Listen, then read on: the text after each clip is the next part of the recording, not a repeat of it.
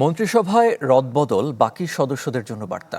ঠিকমতো দায়িত্ব পালন না করলে সরিয়ে দেয়া হতে পারে যে কোনো সময়, বলছেন রাজনৈতিক বিশ্লেষকরা। তবে প্রত্যাশিত সুফল পেতে শুধু মন্ত্রী বদলে লাভ হবে না, প্রয়োজন প্রতিষ্ঠান শক্তিশালী করা। একই সাথে জনগণের আস্থা অর্জন, আইন শৃঙ্খলা পরিস্থিতির উন্নয়ন এবং জ্বালানি সংকট নিরসনকে বড় চ্যালেঞ্জ হিসেবে দেখছেন বিশ্লেষকরা। ইজাজ শৌমিকের রিপোর্ট। তারেক রহমান সশস্ত্র চিত্রে শপথ করিতেছি যে বিএনপির ইশতেহারে স্পষ্ট ছিল সরকারের ১৮০ দিনের পরিকল্পনা।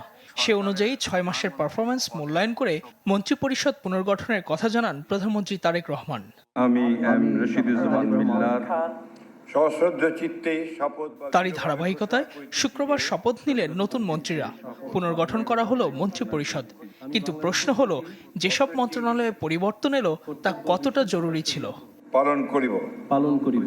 ডিজাইন, এলিগেন্স, বিউটি, সেরা পণ্য সবার জন্য। জেভিকো। পারফরমেন্সের ক্ষেত্রে সরকার যে বার্তাটা দিচ্ছে সেটা ক্যাবিনেটের সকল সদস্যদের জন্য একটা বড় বার্তা।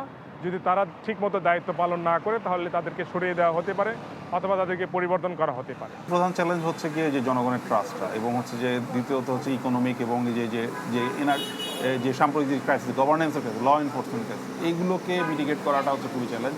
একই সাথে আমাদের যে পররাষ্ট্রনীতির যে ব্যালেন্সটা, এবং হচ্ছে যে পারিপার্শ্বিক যে চাপটা, সেটাকে মিটিগেট করাটা খুবই। এই রাজনীতি বিশ্লেষকদের মতে মন্ত্রিপরিষদের হানিমুন পিরিয়ড শেষ। সামনের দিনে কঠিন চ্যালেঞ্জ অপেক্ষা করছে, আর সেটি উতরাতে সাংবিধানিক সহ সব প্রতিষ্ঠানে প্রাতিষ্ঠানিকীকরণ জরুরি।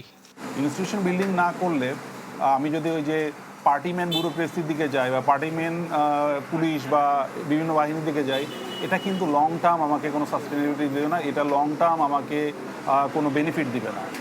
সো গভর্নমেন্টের এই ক্ষেত্রে খুবই চুজি হওয়া উচিত। যদি শুধুমাত্র দলীয় আনুগত্যের বিবেচনায় যে নিয়োগের যে প্রবণতাটা আমরা লক্ষ্য করছি সেটা যদি চলমান থাকে, তাহলে দলের বা সরকারের পারফরমেন্স খুব বেশি গতিশীলতা আসবে বলে আমি মনে করি না। কারণ যোগ্যতার কোনো বিকল্প নাই এবং প্রতিষ্ঠানিকীকরণেরও কোনো বিকল্প নাই। জনগণের সরাসরি ভোটে নির্বাচিত সরকারকে আরও জবাবদিহিমূলক হওয়ারও পরামর্শ দেন বিশ্লেষকেরা। একটা ভালো সরকারের সবসময় স্পোক্স পারসন থাকা দরকার। ইজাজ শৌমিক, চ্যানেল 24, ঢাকা।